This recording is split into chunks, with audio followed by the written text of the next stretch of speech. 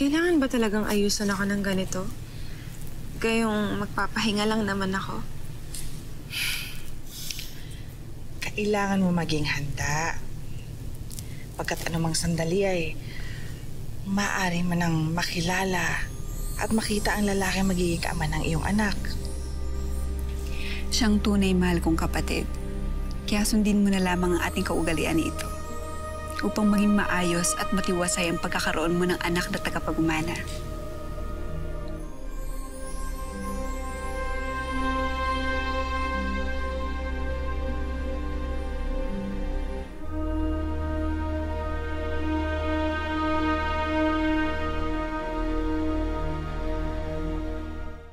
May ibig ko akong itanong sa'yo, Ina.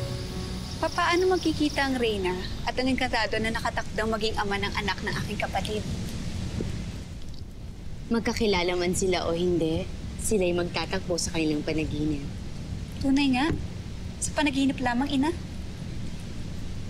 Oo, Danaya. Sapagkat natatangi ang isang Reyna, kaibahan sa mga diwata, sapagkat may basbas ito ni Emre at mas magiging sagrado kung sa panaginip sila magtatagpo. Sa ganitong paraan niyo rin ba kami naging anak, Ina? Oo, Danaya. Sa panaginip kami nagtagpo ng iyong ama. At nang dahil sa pagtatagpong iyon, iniluwal ko si Alena. At hindi naglaon, ikaw naman ang sumunod. Ganun pala yun. Kung ganun, sana ay magkita ng Reyna amihan at ang magiging ama ng anak niya. Pagkat ibig ko na rin makita ang aking magiging hadiya.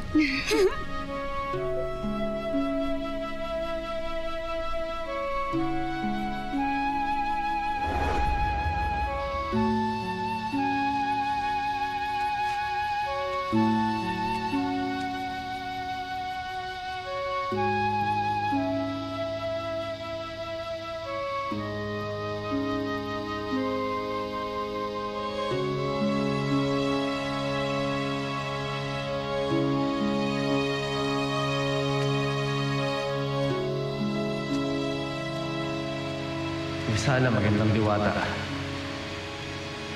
Avisala, encantado.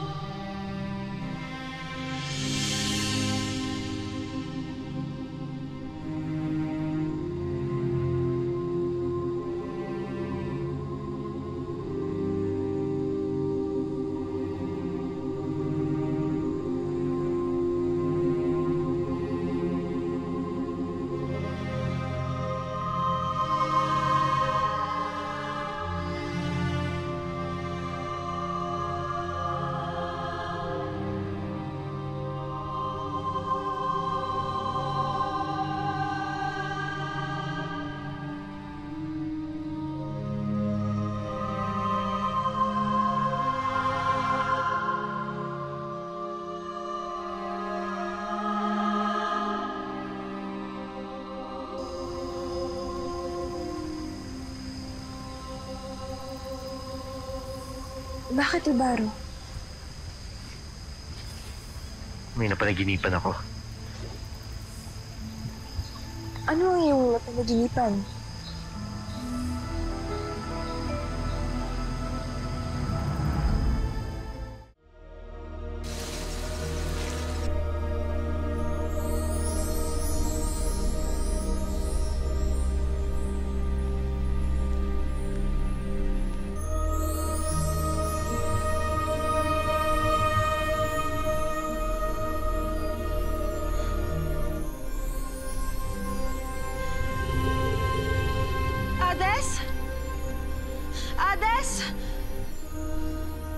Mahal na Reyna.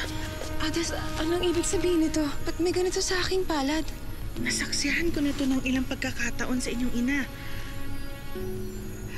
Palatandaan ito na may tagapagmana ng anak na nasa inyong sinapupunan.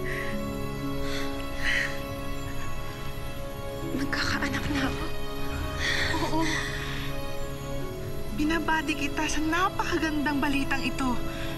Natutuwa ako para sa'yo at para sa buong Lireo.